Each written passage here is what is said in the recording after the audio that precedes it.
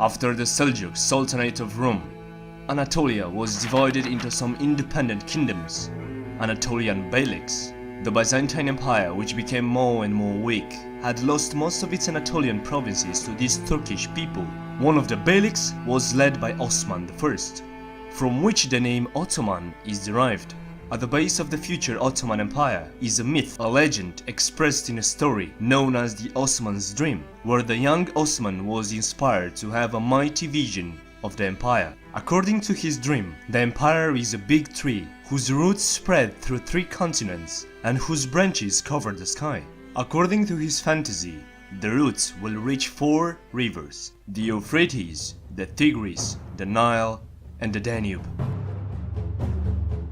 The Ottomans had relied on religious warriors to fight for them in the name of Islam. The Ottoman Empire emerged in 1299, and in the next century, their rule began to extend over the eastern Mediterranean Sea and even in the Balkans. The city of Bursa was conquered in 1326 and became the new capital of the Ottoman state. The important city of Thessaloniki was captured from Venetians in 1387. Then the Ottomans marched more to Balkans. After the victory at Kosovo in 1389, their expansion into Europe started. The large-scale crusade of the Middle Ages failed to stop the advance of the Ottoman Turks, having already most of the Balkans and Anatolian provinces under control. The last vestige of the Roman Empire, the city of Constantinople, fell to the Turks in 1453 after a long siege. In the 16th and 7th centuries, the Ottoman Empire enlarged itself on 3 continents, subjugating people with different culture, language, or religion. After the failure to capture Vienna in 1683, the Ottomans fell slowly into degradation.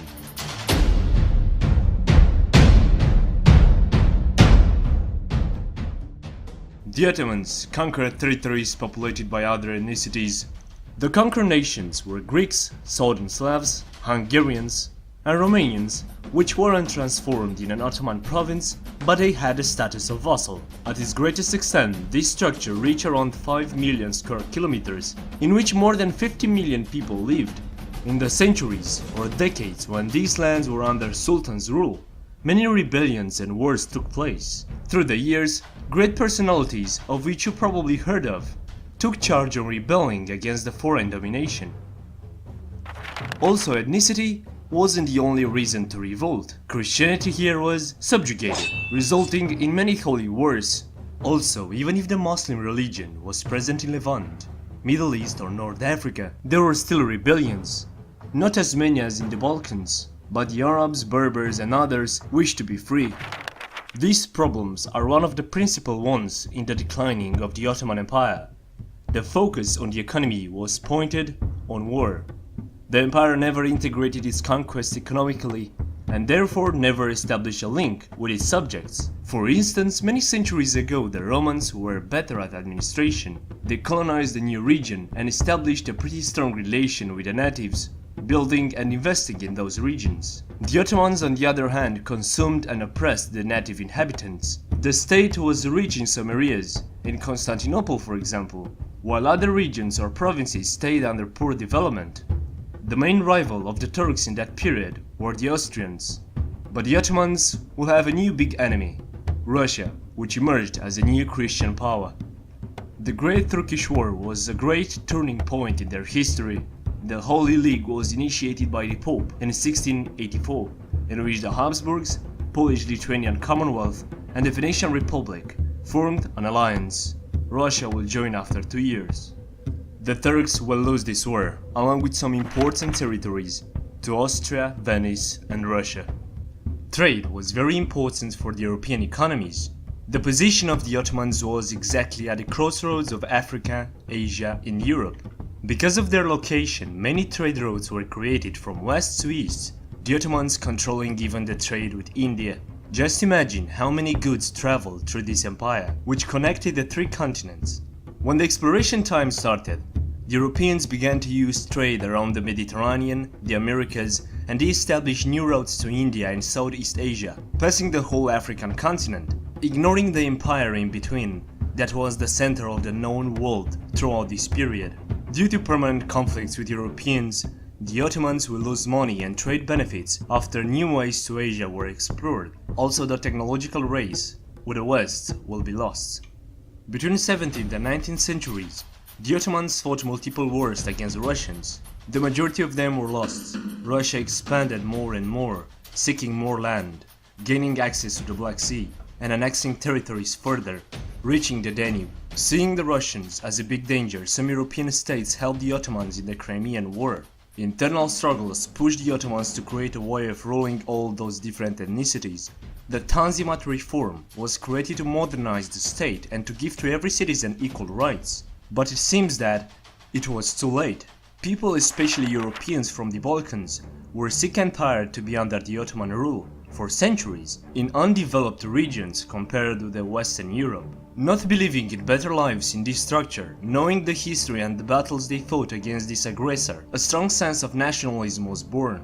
The whole of the Balkans was divided in ethnic different groups, which dreamed for their independence. Some of their movements were supported by Western powers. Romanians will revolt in 1821 against the corrupted Phanariot administration. Also, the Greeks will revolt in the same time, achieving their independence in 1830 after a war.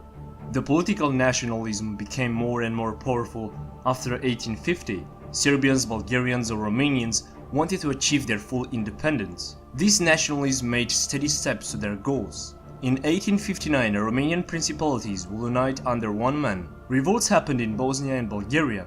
The Turkish army suppressed the revolt, killing more than 30,000 people. This will enrage the population even more. Russia declared war on the Ottomans in 1877. Romania gave permission to the Russian troops to pass through its territory to attack the Turks. Romania will declare its independence in the same year, and together with Serbs and Bulgarians, joined Russia in the war against the Ottomans. After the conflict, the empire have lost their influence in Romania, Serbia, and partially in Bulgaria. Also, they have lost control of Bosnia, Tunisia, and Cyprus. And after 1882, Egypt will become a British protectorate. After this defeat, it was clear that the empire was still in decline. Internal problems existed. Their first constitution was created to make the empire more liberal and more democratic, but was abolished when the Sultan restored autocratic powers for himself. This event was followed by the Young Turk Revolution, which restored the Ottoman constitution, and this was the beginning of the multi-party politics in two-stage electoral system. The Italo-Turkish War broke out in 1911, and the First Balkan War in 1912. After these two wars, some Ottoman territories were lost to Italy, Montenegro, Serbia, Greece, and Bulgaria. Bulgarians weren't satisfied with their gains, so they attacked Greece and Serbia. Romania joined the war against them, and the Turks saw the opportunity to gain back some of their lost land.